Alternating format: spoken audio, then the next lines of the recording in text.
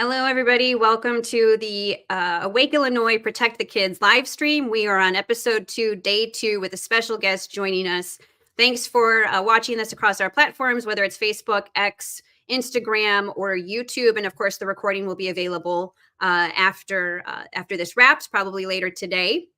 So I just want to remind you that the episode 1 with Jeff Cleghorn aired yesterday. He's a really powerful voice protecting children right now. He's a former gay rights activist turned national voice for protecting children from the harms of gender ideology.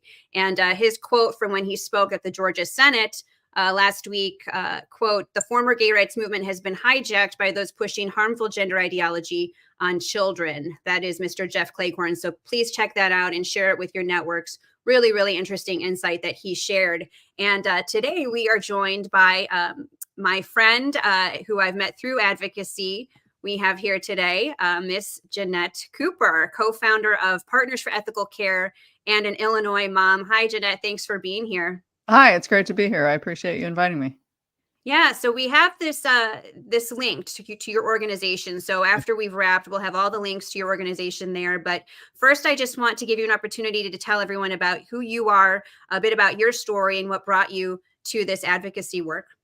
Yeah, I originally come from the kind of radical feminist, I guess, realm. So around kind of women's rights and the idea that women should be treated as having equal value. I don't think women are equal so much as we should have equal value in society. So radical feminism has a bit of an idea in the popular sphere is destroying the patriarchy, but there's another side to that coin, which is creation of matriarchal structures, collaborative structures, and women do this kind of all the time. I'm pretty sure everybody knows this. Women know this for sure. We work in collaboration, not in competition. We generally work together, and we create a web of power, and that's how women function in society in general. So I come from that realm. I brought my daughter up kind of in radical feminism and the theories around that. And then when she was a kind of a teenager, becoming a teenager, she kind of fell into transgender ideology as a solution to some very real problems that children are experiencing during puberty or just in society in general. We already did a lot of awareness campaigns around sexual trauma and all kinds of other things that really are real issues for women in society. And so transgender ideology came into play as a solution to get out of those problems. And it has created another problem, obviously. Mm. So that kind of came into my daughter's life through who knows? I mean, it's kind of all over. So schools, friends, I mean, children are just trying to cope with a difficult environment. And then they cope in ways that aren't really rational or logical. I mean, their brains aren't really developed till they're, mid 20s, kind of 30. So of course they're not consciously making choices around this. They're just trying to cope with their environment.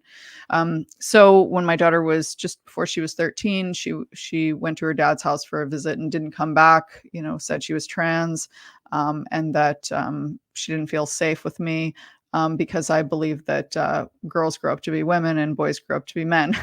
I guess I'm not sure, but the court system kind of solidified a lot of the feelings of a 13-year-old at the time by saying, well, we don't want to really touch all of this, so we're just going to do whatever the kid wants because we don't want to say no to a child. And the parents just have to adjust. And part of that adjustment is a little bit about what we're going to talk about today is, the government and the state saying, this is what I think is the appropriate adjustment for parents to make in order to help their children. And of course, we have a lot of debate around what parents should really do and should be expected to do in order to support their children's physical, psychological, and emotional growth. In my case, I was... This seems crazy. I was called a serious endangerment, and endangerment in code for the Illinois statute is actually endangering the child's life or health. It's kind of a joke. It's using that term to describe me and other parents who have kind of real questions around whether there's any benefit to using a different name for your child or pronouns that don't match their sex. And Um, tell us, what year was this this was in when this was determined? 2019. 2019. Yeah, Okay. it's just kind of an insult to children who are actually facing life or death situations in this state. I mean, there are thousands. I mean, it's awful. And so to say that words are really causing my child to feel like her life is in danger is a little silly, but really truly insulting to children who are actually in danger. Absolutely. Well, I have to say you're very formidable in this movement to protect children. And so I'm appreciative of your, just fierce tenacity to take a stand and to share your story. And, I'm very sorry that this is what you had to deal with, but I'm grateful that you've challenged it into really, really strong advocacy that is helping people.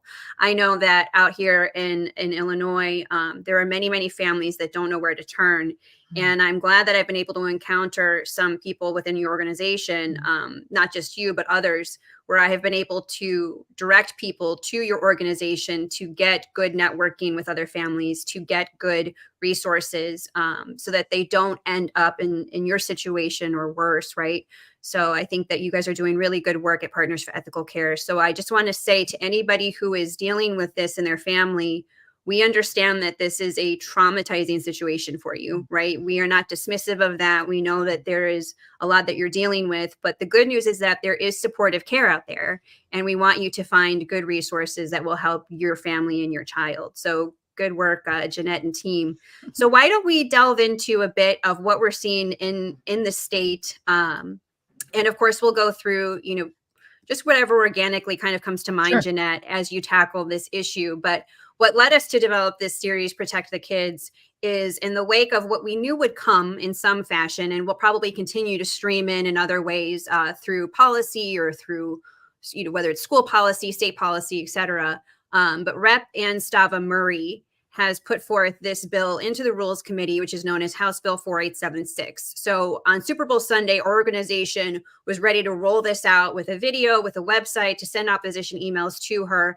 And people are just, their minds are blown.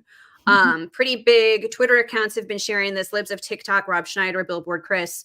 Many people are trying to shed light because this is popping up across the country. Illinois is known as the flyover state. It's gone. It wants to be the California of the Midwest. This is happening throughout the country. This is a global agenda that is putting its tentacles in at the local, state, federal level. And so here in Illinois, it's known as right now House Bill 4876. So we've shown this. It's going to amend the Abused and Neglected Child Reporting Act. So it's going to consider it abuse of a child if you do not permit certain primary care services, abortion services, and or gender affirming services.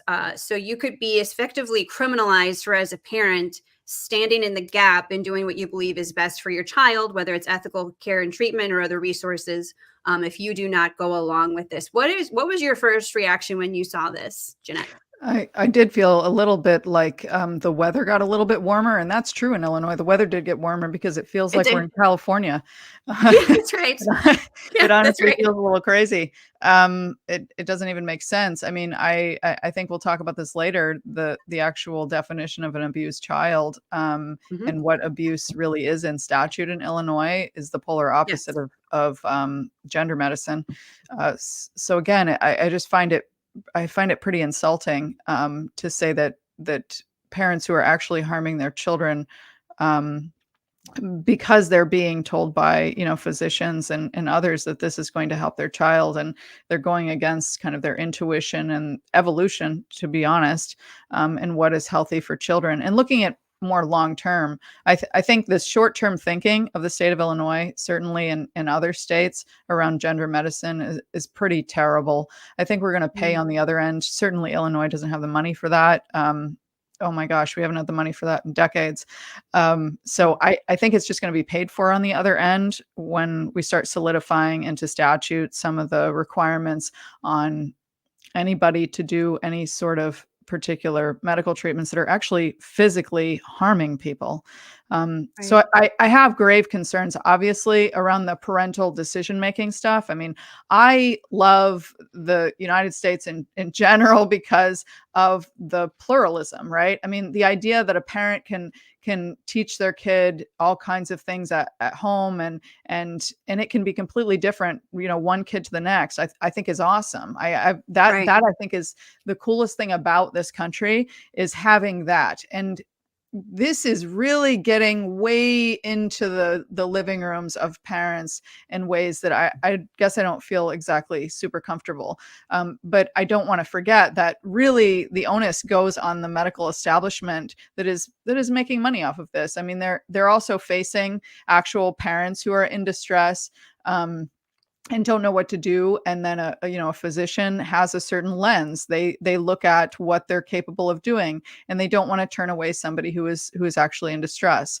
and Right. and it's really the children who are in distress, and that's really the sad part. And then it's the Mm. adults who can't seem to cope, don't have the resiliency to deal with the Yes. children's distress, and to say, Yes. hey, you're gonna grow through this, and you can handle this, and teaching kids that they are capable of much more than what they're being told currently.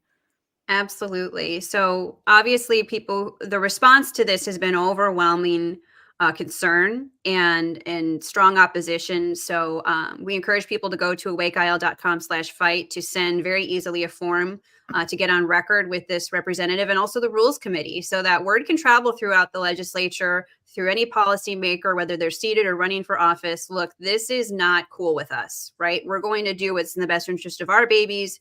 You all stay out of it. And, Moms for Liberty has done a very good job of branding the phrase, we do not co-parent with government. Mhm. Enough said. And so in this text of Illinois statute, did you want to read some of these snapshots, Jeanette, and we can kind of Yeah, delve into it? yeah, I had sent you some snapshots that are some of them have been in code for a little bit, and this is around decision making, medical decision making for children, and I think Oregon or Washington is the lowest age at 12, and some actually go up to 18, where you can't make medical decisions until you're 18, which seems like a good age to me. Um, so this one in particular in Illinois statute gives us the age of 14. Minor seeking care means a person at least 14 years of age, but less than 18, who's living separate and apart from his or her parents or legal guardian, whether with or without the consent of the parent. Which is so fascinating. So either if the child is unwilling to return to the residence, doesn't matter. Um, the child can kind of live on their own, I guess, which seems kind of ridiculous. There's another part of this that has been struck, that is they would have to be part of like the state agency in terms of like a homeless registration, or somebody would have to be kind of watching, caring for, taking the responsibility for this child. And that's no longer true. I'm not sure who's taking the responsibility for this child, but the child is now given a massive amount of power, and responsibility without capability. I don't think children are able to see kind of the future in the same ways that adults can see it. I think Right. that's why we have a majority age of 18. So Right. yeah, what is super interesting about this one? So some people have said that female genital mutilation is a similar kind of thing, analogous maybe to gender medicine. Not exactly. I mean, there's a ritual and a religious part of all of kind of FGM. But Gary Click in Ohio had talked about that, and I'm super anxious to pull up all the testimony that people gave in Illinois around banning female genital mutilation, because there's a line in here at the end there. It says, consent to the procedure by a minor on whom it is performed or by the minor's parent or guardian is not a defense to a violation of this section.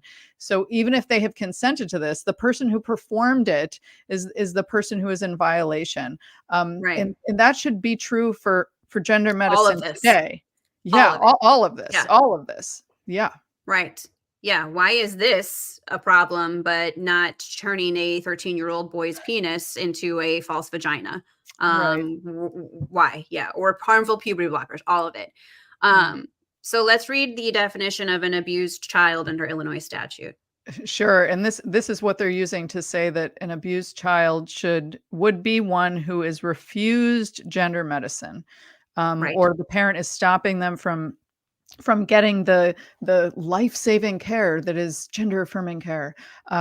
So currently in statute, an abused child says an abused child means a child whose parent or immediate family member, any person responsible for the child, inflicts or causes to be inflicted or allows to be inflicted upon the child physical injury by other than accidental means, which causes death, disfigurement, impairment of physical or emotional health, or loss of impairment of any bodily function.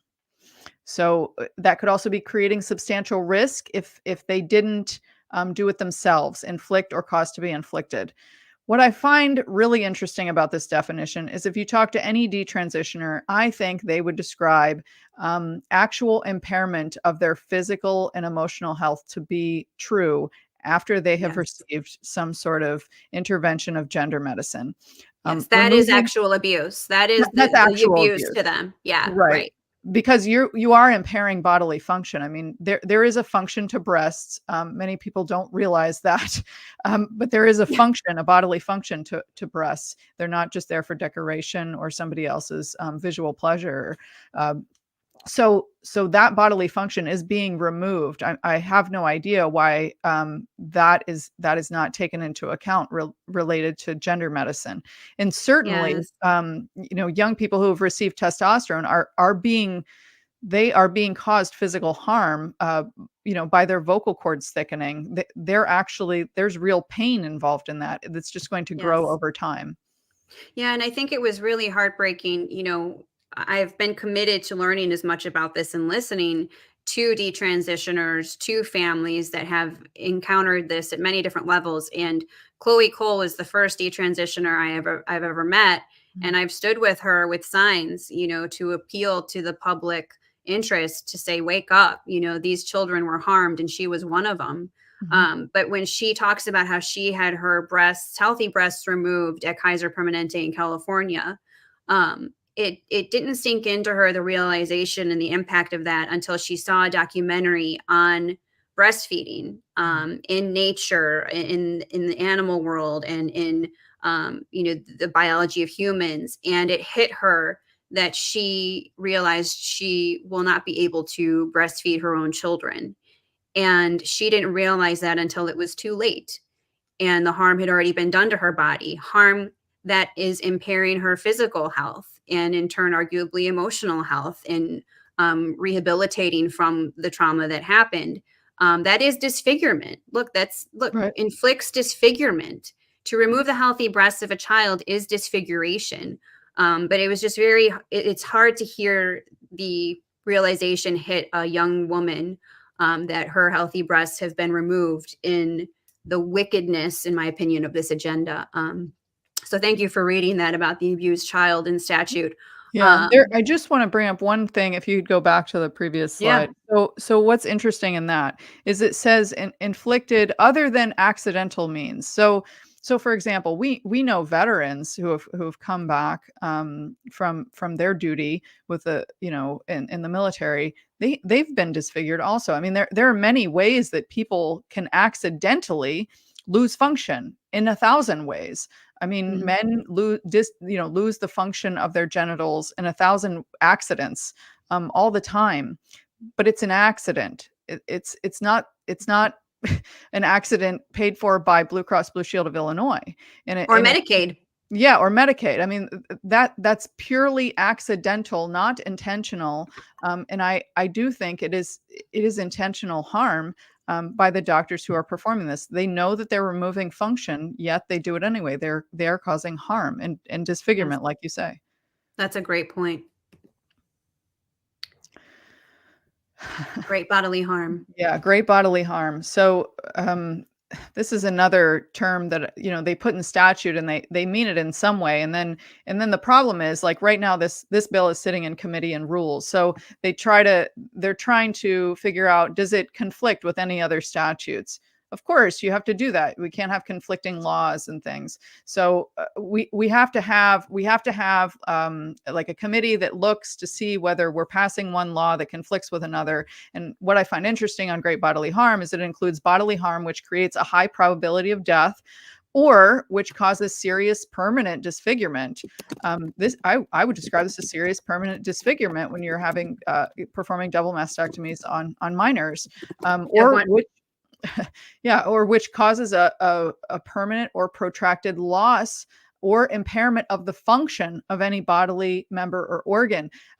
Young men who have received estrogen have erectile dysfunction. They do. I think it's pretty clear. They describe it a lot.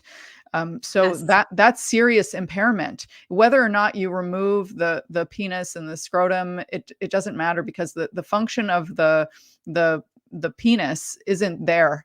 And that has a psychological impact, an emotional impact, obviously a social impact, based yes. upon the physicality that those genitals are not functioning as they should.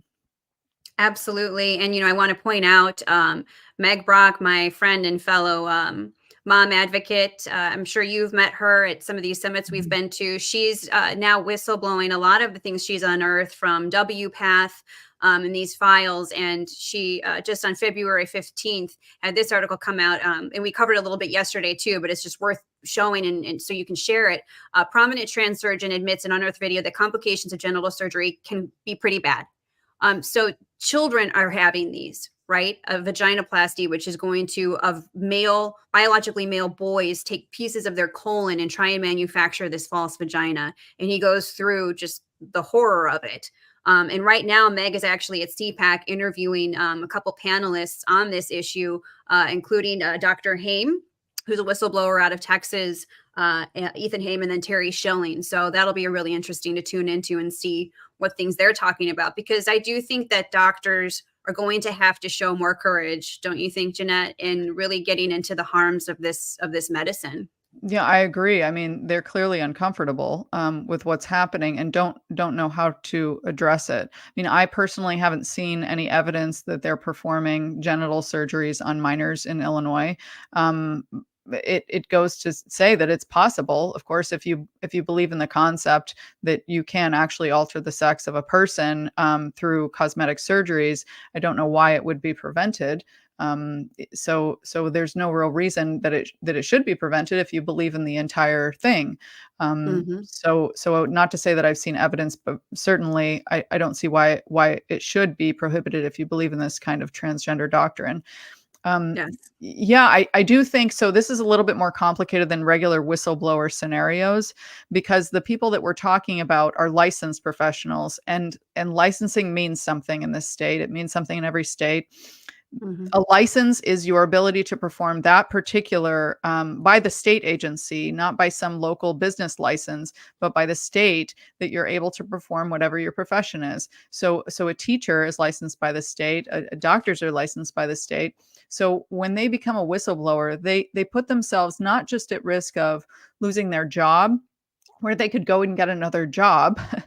It's not Right. just a job, it's a licensed job. So if they lose their license, they are in danger of losing their entire profession.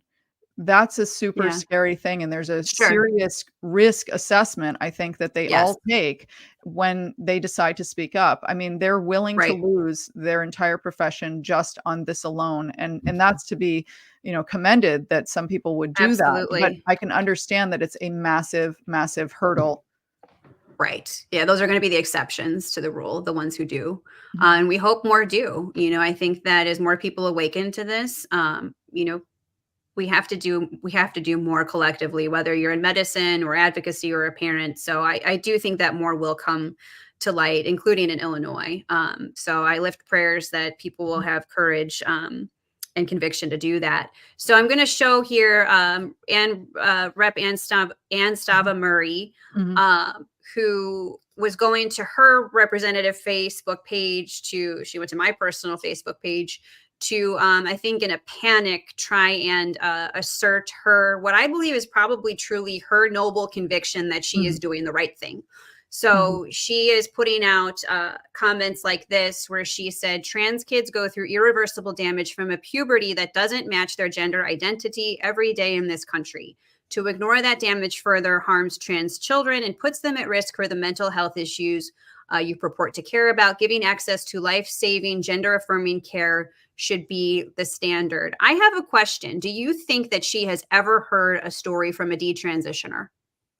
She may have, but remember, that would mean that they had this false idea of their gender identity. So maybe they were socially influenced to believe that they were a boy instead of a girl, and so that seems a little. If I were inside her mind, I would say, gosh, that detransitioner, that shouldn't have happened. They were clearly socially, coerced and made to believe something that wasn't true. But truly transgender people, I think, who believe in this, idea, maybe the representative, those people deserve, gender affirming care. I don't. If you believe in the concept of a gender identity, you can go from that forward into the idea of gender medicine pretty easily. If you negate the idea that anyone has a gender identity, because no one does, then there's no reason why you should be performing double mastectomies on children and giving them cross-sex hormones.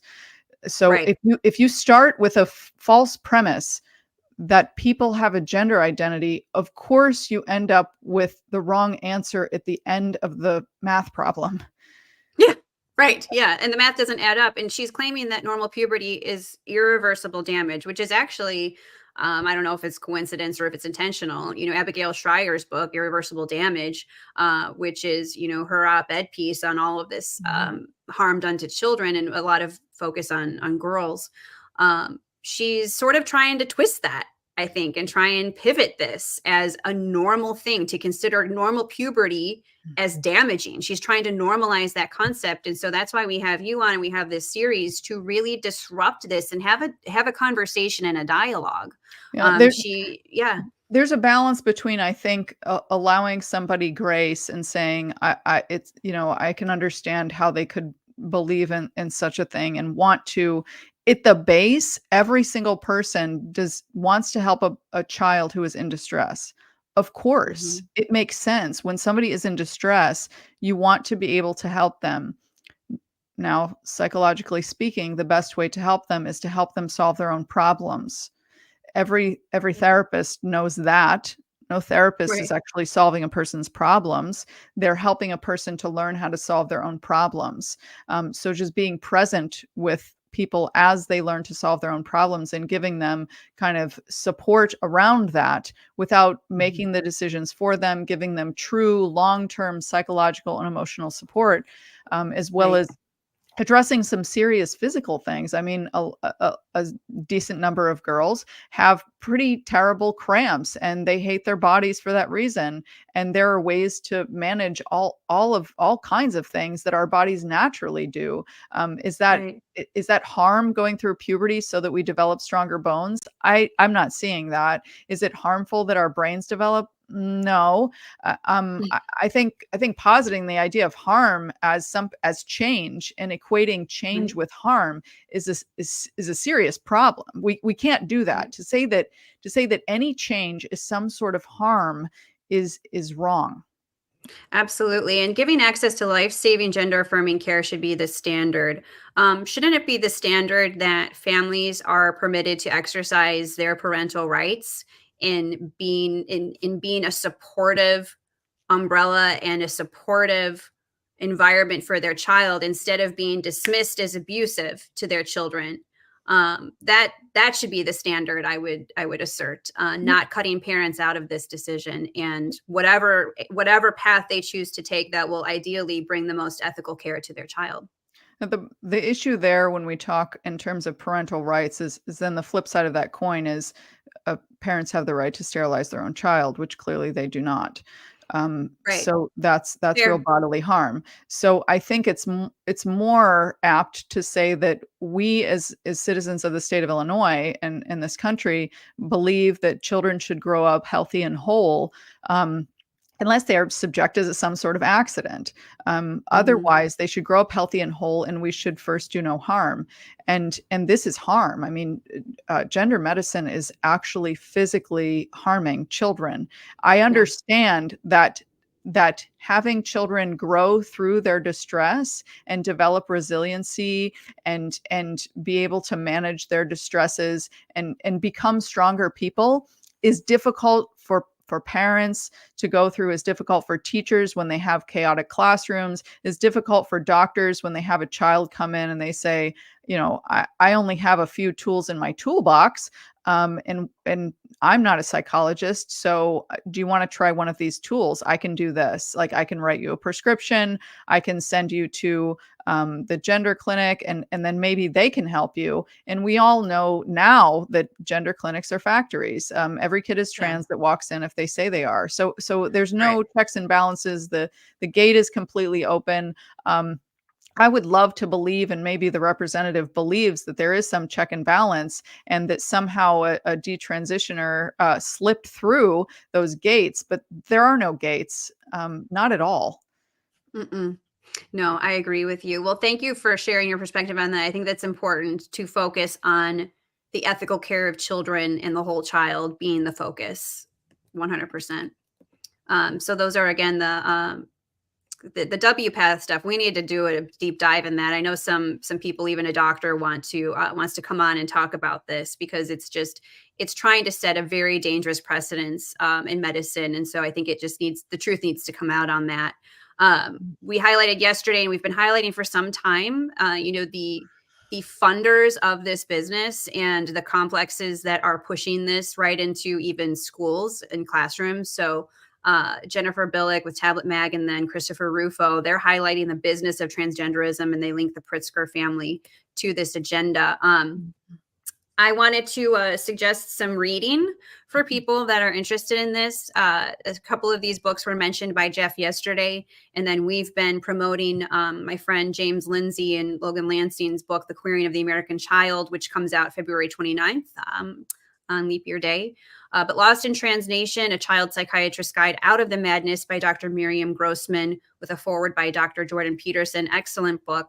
And then Trans by Helen Joyce out of the UK. So these are going to be linked at the blog. You can take a look at them. I just think that we need to be in a period of understanding and in educating ourselves, educating our fellow family networks, community networks, to get to the truth of all perspectives.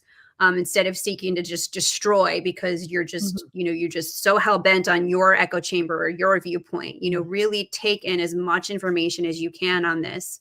Um, I wanted to give an update really quickly, Jeannette, that so far, at least through our portal, I know people are sending direct emails and we can't tally that, but at least through the Awake Illinois portal, which we make it very easy for the email to go straight to Rep. Anstava Murray and the Rules Committee, more than 1,500 emails as of this morning sent in opposition. So keep going, share the website.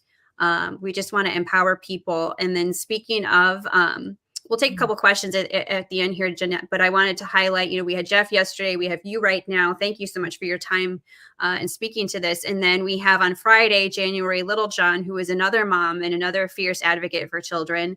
She has a federal lawsuit right now because the school socially transitioned her daughter and did not inform her and her husband. And she herself is a licensed mental health counselor, and they did not bring them into any of these discussions or the awareness. So she's going to speak to what she and her family have learned and educating and empowering people on how to not do this harm in your school, in your community, et cetera. And then on Monday, Dr. Quentin Van Meter, who's board certified pediatric endocrinologist, he's speaking to the clinical applications of the harms of this medicine. And he comes from Johns Hopkins University, where Dr. Money, sort of the pioneer of this harmful medical practice and medical misadventure, quite frankly, he was there at the same time as him. And so he can just speak to some of the background of this and what he's seen and why he's advocating for ethical care of children. So let's go to a question that I just saw pop up. Is the term gender medicine a term used by the trans ideologues? No, I mean they use the term gender affirming care because affirming has a positive connotation, obviously, to affirm somebody's idea. So Prisha Mosley, I think she said something around you can affirm somebody's feelings as true, but not that the idea or their reality as true. So yes, I can say that yes, somebody is in distress. Um, the source of their distress, I'm not sure that we might agree on that. So let's say there's a parent I just was talking with earlier today.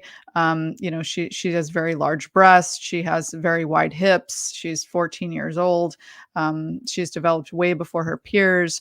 Yeah. So the source of her distress, if she existed in a different community that wasn't a school with a bunch of kids making fun of her, yeah, I think we could say that the source of her distress would not be her body.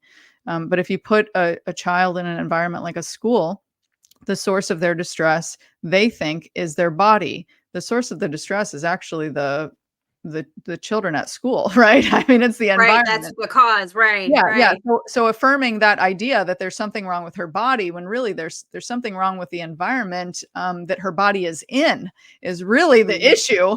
Right. Then we can actually have some care around that. And the care is not changing myself, my Mm. physical self, to adapt to a misshapen and misaligned and unethical environment where Mhm. women are treated as objects and that we should hide Right. our own bodies and cut off body parts. That I don't think is the right mechanism to cope with that distress. Clearly, I think we should work on changing the environment to be more compassionate and caring toward young women and young men in general. So Mhm. they try to take these words that are warm and fuzzy, like affirming, which is true, but not in the way that they're saying it. And then care, which is what we all want. And to say that somebody shouldn't have care, nobody's going to agree that no, we shouldn't care for children. But what does that care look like? And what is the long term look at what care is? And how can we build kind of strong children that we don't have to care for when they're 40 years old? Right. That's the Right. issue. We might show care now to children that might disable them in the future. So true care is really enabling, empowering people to then self-actualize and become self-sustaining, interdependent adults in our society. 100%. Thank you for that.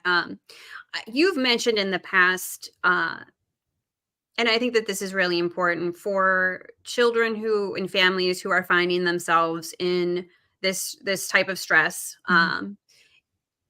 You've made a really good point, and I think it's important to show, the positive after effects of confronting the biological truth of Mhm. our bodies, of the ethical care that can be made available to these families. You talked about it when we were at a summit fairly recently. Can you kind of talk a little bit about that? Because I know that right now there's just a lot of empowerment that focuses on the harsh realities and the negatives. But what would you say to families that are in the midst of trying to find the right care and treatment and or are detransitioning? Can you speak a little bit about some of the positive approaches that you think they should be focused on? Sure. I think we all adapt to our environment just like children are adapting to their environment. So, in a similar vein, if you're in kind of a toxic, although I hate that word, in an environment that is not building you toward, kind of a healthy trajectory, then of course you're going to adapt yourself in all kinds of terrible ways. So, the same thing can be true of families, children, parents. If you surround yourself with kind of supportive, positive people as a mother, as a father, and you feel like you can share your emotions with an adult, not with your child.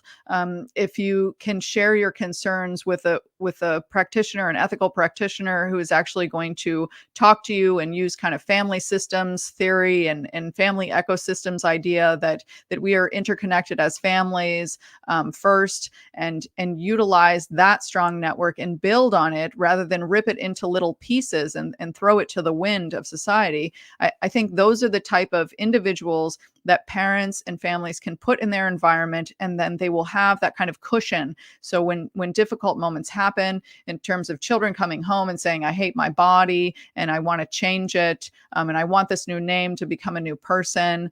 And through this identity development process of adolescence, they can have kind of a cushion of people around them. And this includes, and I think this is the thing that we're really missing in society in general, is older people who have the wisdom of decades and Wisdom. decades of Yeah. life experience. I mean, if I could have every child just spend like a couple of hours with an older person every single week, I think it would be life changing. And we used Yeah. to A do good that. mentor. We absolutely used to do that in intergenerational housing and living together in groups. I think needs to happen, because the actual knowledge loss is what's happening. We're segregating older people into different communities, and we're taking away what the wisdom that they really have, and putting it to the side and thinking that we know everything. I was just thinking to myself, and I don't know how old you are. I'm 46, and I was 40, thinking, 44. yeah, I was thinking to myself, I think I'm really smart right now, but I'm smart enough to know that when I'm 65, I'm going to realize I was really dumb at 46.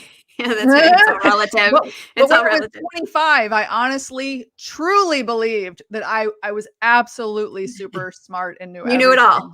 Yeah. You knew it Yeah. all. At least at 46, I know that's not true. Like, I can see enough of the future to know that my 65-year-old self will be like, you're an idiot. You were an idiot. Right.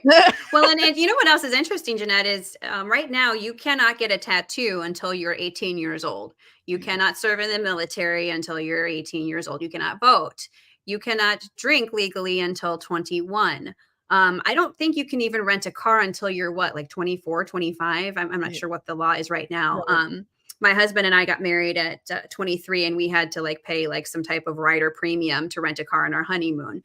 But right now, with this bill and with many other attempts at legislation across the country, they're trying to say that it is absolutely within the capacity of a minor without parental notification or approval to mutilate their genitals or to harm their endocrine function, and to effectively lean into this confusion, creating bodily harm. That's the true bodily harm and the abuse. So I think we need to focus on the standards of ethics here to do no harm. Your organization, will have it linked.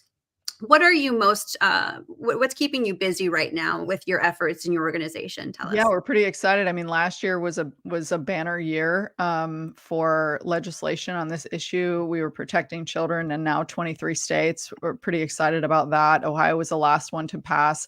I think the Sixth Circuit is holding up what is the true ethical care for children, recognizing that gender identity is a farce. So that's promising. And now we're moving toward states that are kind of doubling down, like Illinois, California, Colorado, New York, certainly, on a lot of the concepts around gender identity and believing in this falsehood. So we're aiming toward those states and trying to solidify the people that we know are there. There's a lot of silent people in those states who are a little Yeah, bit scared California to has speak up. a ballot resolution right now that I know we've shared, and I know that Billboard Chris is sharing. A lot of people are trying to empower that state because, like everybody says, what happens in California doesn't stay in California. It's like the crystal ball. Mhm. Are you familiar with any updates on that ballot initiative? I know they need to get signatures right now, and they need some funding. Um, Right. is that All what I you're know is that referencing? Yeah, all I know is that Erin Friday is unreachable because it's every single day she is organizing parents, and I am in a group of California parents that I kind of talk to, and it's Yeah, really it's an everyday effort. yeah, And people agree. I mean, nobody's coming up and saying, you know what, I don't think we should put that to the people. No, that's pretty much decided. Everybody, of course, wants to share their ideas, share their opinions. So I don't understand why you would not want such a ballot initiative so that we can really survey the public and see what they think about these things. So many surveys that come out are not phrased in ways that really determine what people think, and they get kind of coerced and confused. I know a right. lot of these referenda that we have in Illinois. It's like, vote yes if you mean no, vote no if you mean yes. I mean, this is the what they do in politics, which is so awful. When really we just want to know what people think and be able to have representative government. So Absolutely. I mean, and we think that's not happening in a a lot of states that are doing this to children. I think the awareness is there. I think that people now know about detransitioners. There's awareness there. I think a lot of the detransitioners are going on to kind of live their lives. And so they're not kind of activists and spreading awareness. They're just living their lives. And unless somebody happens to encounter one and kind of wonder like, gosh, you know, your voice is really low, or you're a man, but you seem to have breasts, that's unusual, and has a conversation about that, I'm not sure it's going to come up. So I do think that there's so many people who are aware of lots of things in all kinds of states, that this still continues, that it's just about solidifying them. It's just about bringing those people together. I mean, that's what we're doing today. I think I'm a lifelong Democrat in the state of Illinois. I think like I say, I voted Republican once, and I survived that experience. And I love to talk to, you know, people who vote differently than me. I mean, that's the beauty of this country and this state is people get a vote in all different kinds of ways, in some on very narrow issues and single issues, and some on a variety of issues. And that's why, like we talked about before, it's great to just be able to talk, and not say those people are bad, these people are good, and usually those people are bad, and we're the good ones. But we're going to have an open and honest kind of discussion about this and be able to make informed choices. The idea that we are consenting to our own destruction because we are not informed is absolutely true today. I mean, we are 100%. consenting to it in the same way that young people are being sold this lie. They think that they're being informed that this is going to make their life better. And then in 4 to 7 years, they realize that was a lie. And secondly, I couldn't consent to that. A 14-year-old or 15-year-old cannot consent to sex with an 18-year-old, 19-year-old. How can they consent to the removal of their breasts? That doesn't even make sense. They can't. No, they And, you know, I cannot. do think that, you know, people want to stay out of politics, but these types of legislative bills and policies at the end of the day are going to affect your children potentially. And so I think people do need to be involved and paying attention to the values and to the belief systems of your politicians, like Ann Stava Murray. And I do hope that in an election year, people are asking the question of their elected officials, whether it's local, state, or federal. What are your beliefs on this concept of gender identity and, you know, mutilation and sterilization of children and these practices? I think we really have to put the onus on them to tell us what they're leading into on this, or how knowledgeable they may or may not be on it, because they could effectively be voting or putting forth legislation one way or the other on this topic. And I hope that they get educated themselves, including Stava Murray. And I hope that she's listening to you, Jeannette, and familiarizes herself with your advocacy and the advocacy work of many others around the world that are just trying to build these conversations and to discuss the ethical care and treatment of really everyone that's dealing with this, right? So what is your website again, so people can learn more about your organization? Yeah, it's partnersforethicalcare.com. We also run a project called Transition Justice, and it's transitionjustice.org. So we know that people have been harmed by gender medicine, and we try to connect them with attorneys who will be able to hopefully file cases against the unethical practitioners who have enabled the destruction of these young people. So Transition Justice is a great project. I'm kind of second on that project to another one of our founding members, Martha. So it's really done a lot of great work. I think it's growing.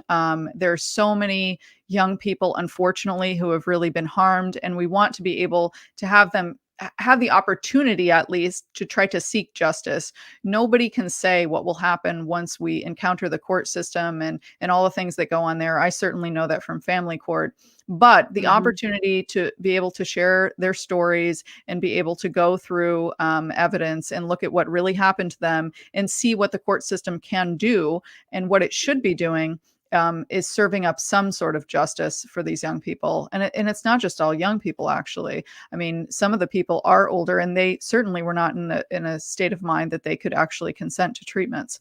So or interventions is probably the better word, interventions into their healthy selves. So Transition Justice is a project we're promoting a lot. I think we have some billboards that will go up around Transition Justice, which we're pretty excited about because they were pretty popular. I think they say something like, have you or your child been harmed by gender medicine? You are not alone, because you are not alone. And whether or not that person is still trans identified or not, the Transition Justice Project still helps helps anyone. Good. We Good. don't play, we're not interested in what somebody's name or pronouns or anything ours. We want to connect them. If they feel that they've been harmed by gender medicine, we want to connect Mhm. them with an attorney who might be able to help them in their state. Um, Mm. and there are so many parents who are involved in things like this, parents who are finding a lot of ways to talk to people, to do awareness and all of that. So I deal a lot with parents, a lot with detransitioners. And there's just so many kind of exciting little things going on that aren't even remotely about legislation at all. That's just like a piece of everything that Mm. we do, I think. There are so many of us that are so kind of diverse and different interests. So it's kind of nice that we all have our little niches. That's awesome. Well, you're doing great work, and I've had the pleasure of meeting both Luca and Scott. Luca's quote is nice. With more and more young people coming out as detransitioners, I'm happy to see there are actually resources being set up to help them. That is great. And Partners for Ethical Care is included in that. Scott came to our rally at the Capitol in August of 2022. I mentioned yesterday we saw this coming. We knew it would come. And Scott was there to speak to her experience, and is still screaming loudly about protecting children. Scott's quote is, "Right now, medical transition is being sold like Candyland. It'll fix everything. It's no big deal. But the truth is, it's more like Vietnam." And she speaks very much to the drama and the trauma that she experienced and is trying to protect children from. Mhm. I remember at one of our events that we were at, Jeannette with Luca, she spoke and she said that to push kids into this ideology, you are not a resilient person if you're doing that. I think that's a very interesting insight. Mhm. That it does take strength to empower children to trust and know they are not born into the wrong body. Mhm. That puberty is healthy, and to keep moving forward with grit and with resilience. You've mentioned before we came on this live stream about the book, The Coddling of the American Mind, Mhm. right? And the lessons learned from that, and to move forward with grit and resilience.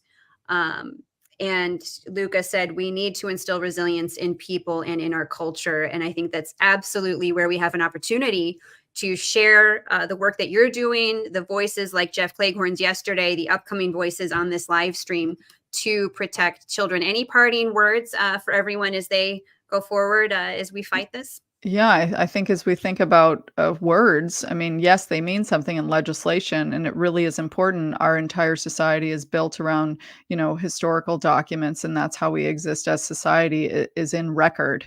And so, sharing your voice, whether or not you think a bill is going to pass or not pass, it doesn't matter because putting your Mhm. voice in record, on record, for posterity, I think is important. So even though there might be a bill in your state, in Illinois, in another state, that you think there's no chance that you're going to be able to stop a bill from going through, I think it's really important to still testify and to have your voice on record.